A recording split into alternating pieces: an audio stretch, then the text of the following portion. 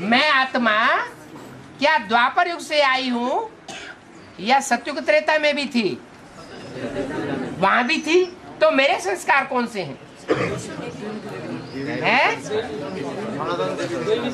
जो नारायण के संस्कार, नर नारायण के जो संस्कार, वो मेरे संस्कार। प्रैक्टिकल में किस स्वरूप को याद करना है? कौन सा स्वरूप संपन्न स्वरूप है? नारायण का स्वरूप संपन्न रूप है। सत्यनारायण की कथा गाई हुई है। नारायण के साथ सत्य लक्ष्मी की भी कथा नहीं गाई हुई है। माने लक्ष्मी भी कुछ न कुछ झूठी हो सकती है, लेकिन नारायण के सत संस्कार होते हैं। तो जो बाप के संस्कार, तो मेरे संस्कार। घड़ी घड़ी देखना है। जो मनमना भव का अर्थ बताया, क्या बताया? जो बाप का संकल्प, तो मेरा संकल्प। जो बाप की भाषा, तो मेरी भाषा।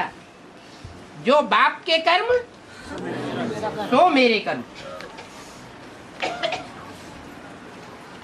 उल्टा अर्थ नहीं उठाए लेना है। फिर कोई ऐसे भी बुद्धू है कि पूरा ही उल्टा उठाए लेते हैं। बोला कमजोर संस्कार रावण की जायदाद है, उसको मेरा कैसे कह सकते हैं? तो बाप का संस्कार कौन सा है, वो देखना है।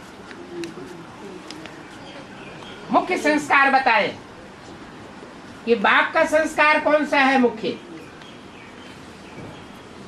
अरे नहीं, स्थापित करना। रावण का संस्कार और बाप का संस्कार। रावण द्वापर से आता है, द्वैतवादी युग से आता है, और राम राज्य अद्वैत राज्य से आता है।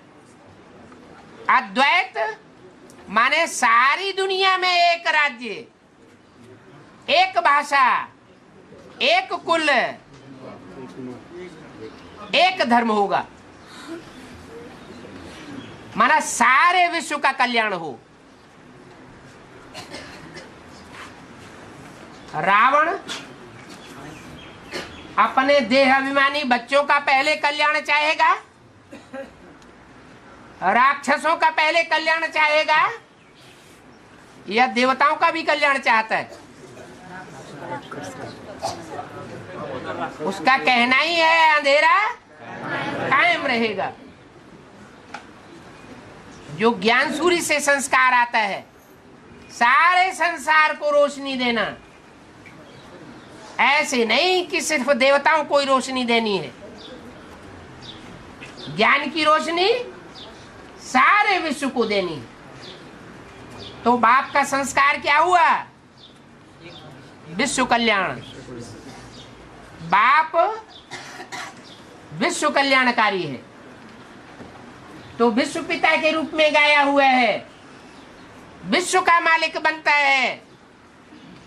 तो ये विश्व कल्याण का संस्कार, सो हम बच्चों का संस्कार। सबके प्रति शुभभावना, शुभकामना। तो कोई भी कमजोर संस्कार को मेरा संस्कार कहना ना दे।